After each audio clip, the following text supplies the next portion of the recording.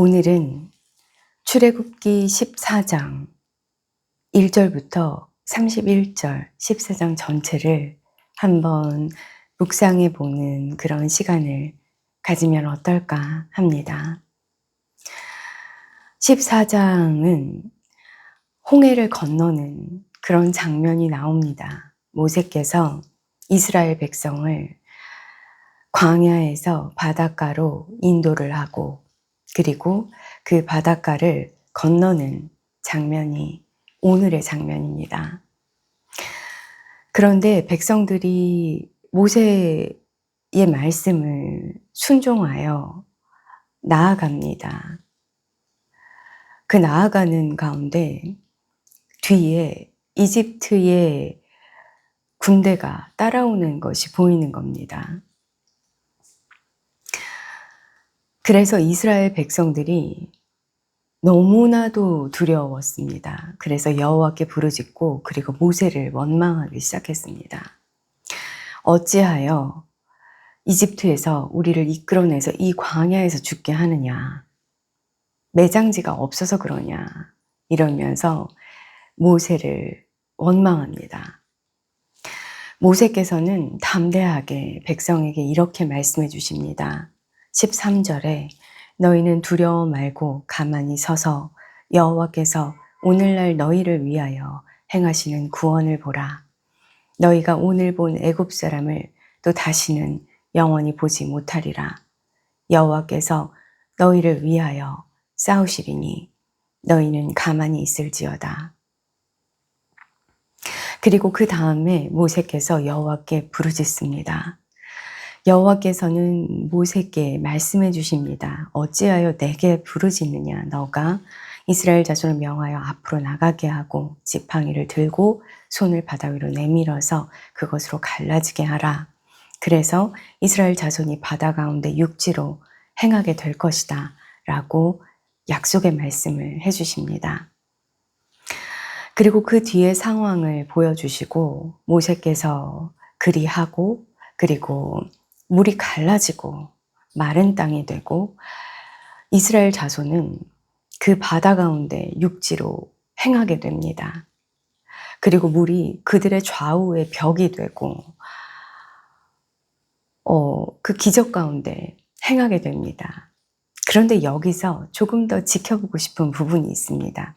그 뒤에 애굽 사람들의 바로의 말들, 애굽 사람들의 말들, 병거들과 그 마병들이 다 그 뒤를 쫓아 바다 가운데로 함께 들어오는 겁니다. 지금 바로 그 이스라엘 민족의 뒤를 따르고 있습니다.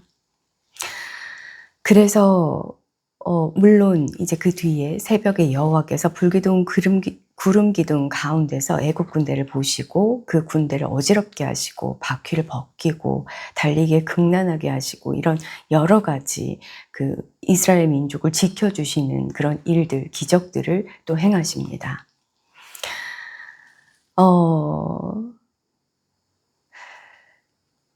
그 이후에 또 모세께 이르시되 손을 바다 위로 내밀어서 그 애굽 사람들과 그 병거들과 마병들 위에 다시 흐르게 하라라고 하시고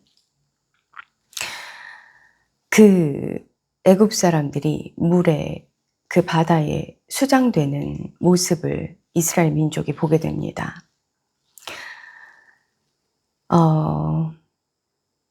30절에 그날에 여호와께서 이같이 이스라엘을 애굽 사람의 손에서 구원하심에 이스라엘이 바닷가의 애굽 사람들의 시체를 보았더라. 31절에 이스라엘이 여호와께서 애굽 사람들에게 베푸신 큰 일을 보았으므로 백성이 여호와를 경외하며 여호와와 그 종 모세를 믿었더라 라고 적혀 있습니다. 오늘 이 14장 말씀을 묵상할 때에 우리는 이런 기적을 행하였구나. 여호와께서 큰 일을 행하셨구나. 이 전쟁과 같은 일들, 그 전쟁은 나에게 속한 것이니 너희는 가만히 있으라 라고 말씀해 주시는 여호와의 약속의 말씀을 우리는 보게 되고 그리고 또 마음 깊이 묵상해 왔습니다. 저는 여기에서 오늘 우리의 홍해는 무엇이고, 오늘 우리의 이집트 군대는 무엇이고, 오늘 우리의 그 홍해를 갈라진 그 바다 밑을 걷는 그 믿음은 어떤 것일까라는 것을 조금 더 깊게 생각해 보기를 원합니다.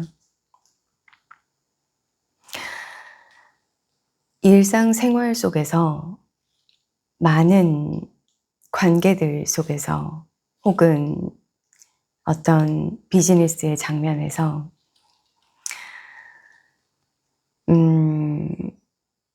나에게 눈앞에 홍해가 닥친다라고 느낄 때가 있고, 그리고 그 갈라진 홍해를 보면서 주님께서 일하셨다라고 느낄 때가 있고, 그리고 모세와 같은 그런 리더를 만날 때가 있고, 그리고 그 리더의 말을 곡해해서 듣고 그 리더를 원망할 때가 있습니다. 그리고 궁극에는 그 리더의 말이 맞았다라는 것도 알게 되고, 나중에는 그 리더를 믿게 되고, 또 주님의 행하신 일들을 믿게 되고, 그리고 그 이후에 우리는 또 이스라엘 민족을 압니다. 또 원망하고 또 비슷한 상황으로 복잡한 어떤 상황을 만들어내는 이스라엘 민족을 우리는 알고 있습니다. 예전에 이 말씀을 묵상할 때는 이스라엘 민족이 정말 어리석다라고 생각했습니다. 어쩌면 이럴 수 있는가? 이 엄청난 기적을 보면서도, 그리고 이 위대한 선지자 모세께서 이 엄청난 인도하심을 보면서도 어찌 그럴 수 있는가? 그런데 지금은 내가 이스라엘 민족의 그 성품을 가졌구나 라는 것을 시시때때로 느낍니다. 어리석구나. 이렇게 내가 원망하고 있구나. 또 주님을 믿는다고 하면서 또 다시 불순종하고 또 믿지 않고 있구나라고 생각할 때가 많습니다. 그래서 오늘 내 앞에 갈라진 홍해는 어떤 것이고, 그리고 내가 믿음으로 건너지 못해서 그저 지나가 버린 홍해는 없는가라는 살펴봄도 있었으면 좋겠습니다. 그리고 또 내가 무턱대고 어떤 사람을 원망하는 것은 없는가, 그리고 나의 섬세함이 떨어진 상태에서 그 말을 곡해해서 해석한 것은 없는가, 그래서 내게 다가올 큰 축복을 받지 못한 것은 없는가 라는 그런 생각을, 또 그런 마음의 살펴봄의 시간이 있으면 어떨까 합니다. 그런데 여기서 이 살펴봄의 시간이라는 것은 그저 후회하고 내가 나를 어떨까요? 내가 나를 거칠게 책망하는 그런 상황은 없어야 할 것입니다. 왜냐하면 그 과거를 복귀하여 바라보고 다시 들여다보는 것은 꽤 의미가 있는 일입니다. 왜냐하면 앞으로 나아갈 때 그리 행하지 않을 수 있기 때문입니다. 그 의미로 아마 충분할 것입니다. 제가 배우기로는 삶에서 삶과 태어남과 죽음 외에는 완벽한 순간은 없다. 모든 순간은 선택하는 것이고, 그 선택으로 인하여 당신이 당신의 삶의 창조자고 건축가고 예술가다 라고 말씀해 주시는 그 가르침을 저는 오늘도 마음 깊이 새기고 있습니다. 그런데 그 말씀을 떠올릴 때마다 이런 생각이 듭니다. 아, 내가 과거를 복기하고 무언가를 내가 그렇게 놓친 것은 없는가? 앞으로 놓치지 않기 위해서 이렇게 바라보는 것은 중요하지만 그것을 나를 공격하는 내가 이렇게 부족해. 너는 안 돼. 너는 그랬어. 라고 스스로를 헬란하는 그런 시간을 가져서는 안 됩니다.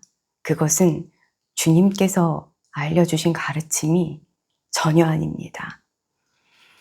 그래서 오늘 우리의 마음을 들여다보고 우리의 홍해는 어떤 것이었는지, 우리의 삶에서 또 모세는 어떤 분이 계셨는지, 그리고 우리 삶에서 주님의 말씀을 만홀히 여긴 부분은 없는지, 그리고 그것을 어떻게 또 새롭게 새 힘을 받아서 적용하고 나아갈지에 대해서 바라보고 결단하는 그런 하루를 보내시면 어떨까 싶습니다.